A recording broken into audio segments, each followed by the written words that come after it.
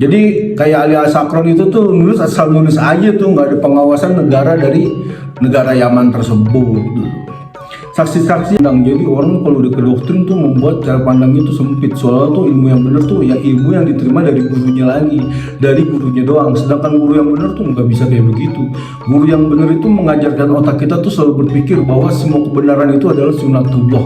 Semua kebenaran, semua inovasi, semua teknologi, semua turunnya dari Allah, melewati akal dan pikiran manusia. Manusia yang menemukan, Allah yang menciptakan. Hakikatnya tuh kayak begitu, gitu loh. Assalamualaikum warahmatullahi wabarakatuh.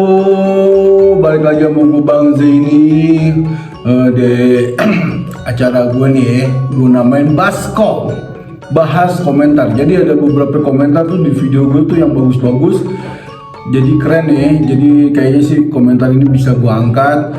Dan ini semua dari netizen gue, jadi subscriber gue. Ini keren banget nih menurut gue nih. Mudah-mudahan dikasih pahala yang setimpal sama Allah Subhanahu wa Ta'ala untuk mencerdaskan negeri ini. Dari Mas Didi Riyadi 9860, seminggu yang lalu nih.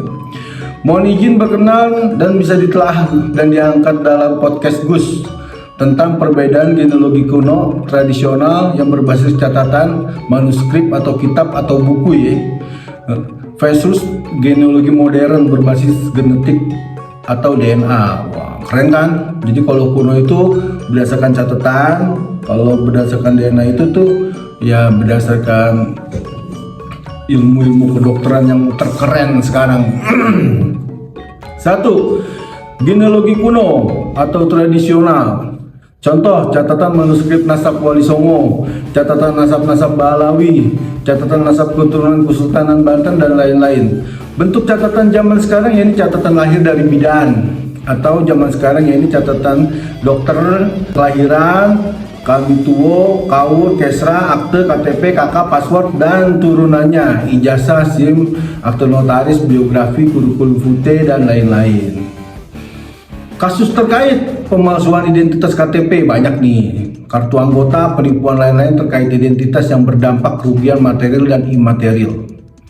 Kasus terkenal dan membawa dampak luas, iman, pidana, perdata kebangsaan, yaitu genealogi klan Ba'alawi, para habib di Indonesia yang mengaku keturunan Nabi. Jadi kasusnya ini pemalsuan manuskrip, pemalsuan buku, pemalsuan catatan. Satu, kelebihan genealogi kuno atau tradisional atau pencatatan ya.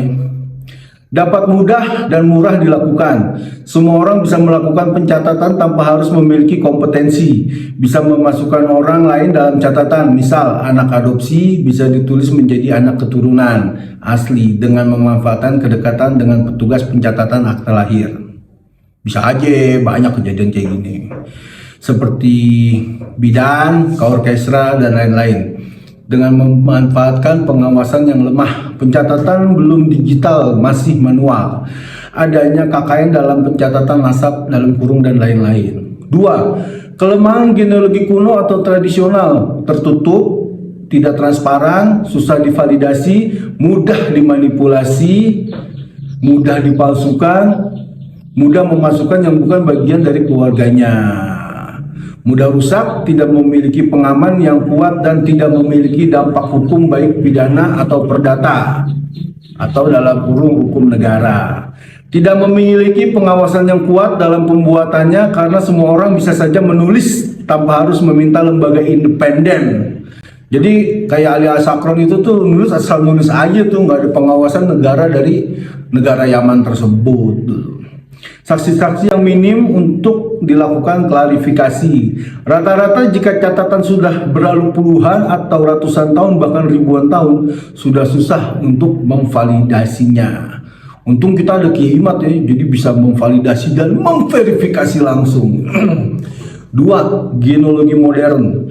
Contoh, hasil tes DNA suku bangsa di dunia yang ditemukan haplogrup bangsa-bangsa di dunia yang dilakukan oleh para ilmuwan sebagaimana dibahas oleh Dr. Sugeng Sugiarto. Produk hasil tes DNA, pelacakan ras keturunan bangsa-bangsa dalam family tree DNA, penelusuran jejak terkait, penelusuran jejak penyakit bawaan, rekam medik. Jadi kalau kita ngetes DNA tuh kita bisa tahu tuh nenek moyang kita tuh dulunya tuh sakit apa tuh, misalnya sakit kurap, pano, asma, apa segala macem gitu. Kalau Balawi kan udah ketahuan nih sakitnya ya cuma satu, yang paling fatal, yang paling akut nih, nipo gitu aja. Sudah berbasis digital dan manual untuk validasi dan transparan data-datanya dan lain-lain. Kasus, ini contoh kasusnya nih ya, yang bisa diselesaikan dengan tes DNA. Bayi tertukar di Bogor terselesaikan dengan tes DNA. Kasus kriminal yang lainnya bisa dideteksi dengan tes DNA, darah, sperma, dan lain-lain. Kasus terkenal yaitu proyek penelusuran Bani Quraisy, keturunan Nabi Ibrahim, keturunan Sayyidina Ali, Nabi Muhammad, sehingga membuka kotak Pandora kepalsuan nasab para Habib atau klan dari Yaman. Kelebihan merupakan pengembangan dari genealogi kuno atau tradisional berbasis tes DNA per orang. Keluarga, suku, ras, bangsa dilakukan dengan penelitian yang akurat. Memiliki disiplin ilmu yang ketat dan kuat. Tidak mudah dilakukan siapapun. Jadi mesti orang-orang yang spesialisasi melakukan ini. Validasi penelitian yang kompleks memiliki dampak hukum negara, pidana atau perdata. Jadi ini ada hukum negaranya, pidana dan perdata. Bisa dipertanggungjawabkan, melengkapi, bisa meng-cross-check catatan manuskrip yang dibuat. Produk genealogi kuno tradisional bisa dijadikan bukti dalam persidangan, dan lain-lain kelebihannya masih banyak lagi. Kekurangannya, terbatasnya laboratorium tes DNA yang ada di negara ini, dan biaya masih dianggap sangat mahal. Makanya ini pemerintah nih harus buka lab DNA seluas-luasnya. Itunya banyak nih, manfaatnya banyak. Misalnya nih kita nih grupnya apa nih, kita bisa ketahuan tuh penyakitnya ini. Nah terus juga bisa juga kan ngedeteksi nih karakteristik nih, misalnya haplogrup G tuh, misalnya ke DNA-nya suka nyolong, nipu, maling apa segala macam bisa dideteksi. Jadi misalnya ada maling, wah nggak jauh nih, kayaknya sih haplogrupnya bisa G gitu loh. 3. Manfaat dari genealogi modern yaitu merubah pola pikir yang lebih terbuka dan modern, open-minded.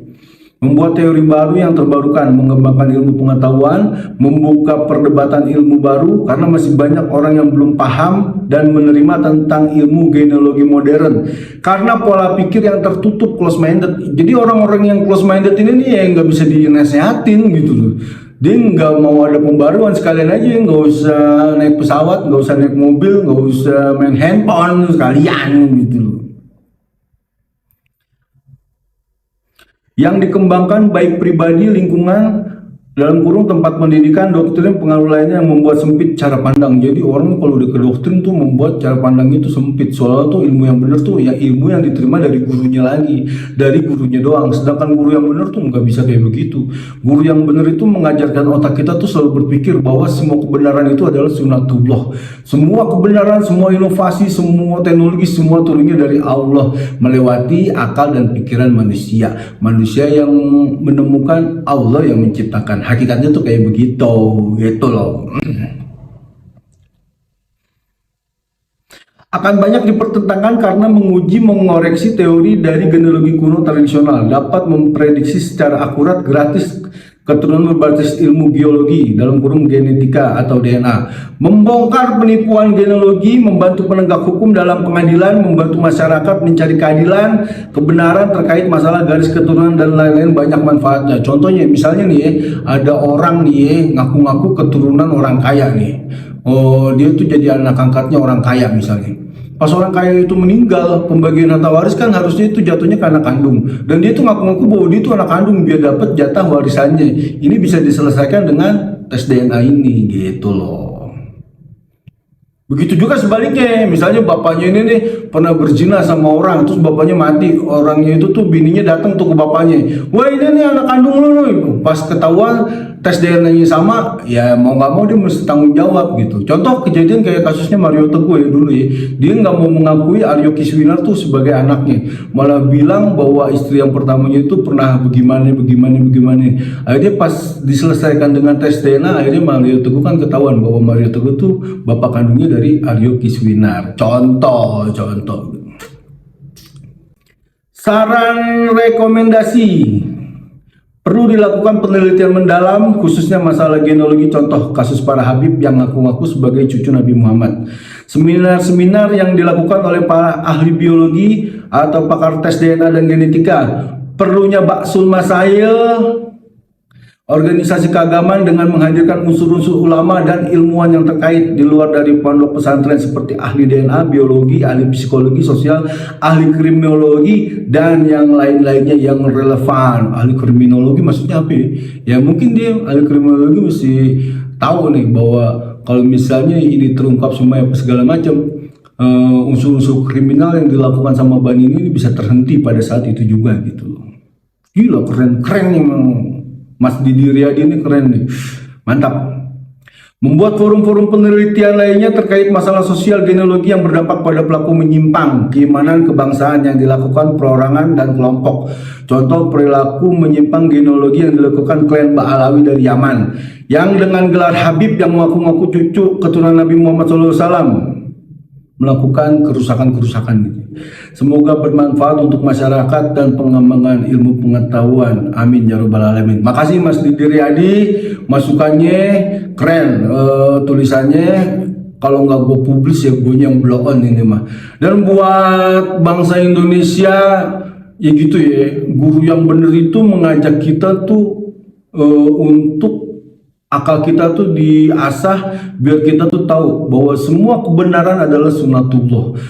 Semua kebenaran adalah sunatullah. Jadi kalau kita misalnya belajar sama guru, harus guru itu benar-benar guru yang keren gitu loh. Kayak Pakai itu suka selalu ngajarin semua hukum fisika, hukum biologi, semuanya itu apa segala macam itu adalah semuanya sunatullah. Walaupun yang menemukannya manusia, tetap yang menciptakan adalah Tuhan Yang Maha Esa. Sekarang kalau itu menciptakan kekerenan lagi ya, ternyata 30 miliar sel di badan kita tuh masing-masing ras, masing-masing suku tuh berbeda-beda, dan itu bisa dideteksi lewat DNA. Nah sekarang ada orang yang bilang haram hukum tes DNA. Dari mana haramnya? Alatnya haram, mengandung babi kan kagak. Jadi gitu aja dari gue Bang Jaini. Assalamualaikum warahmatullahi wabarakatuh.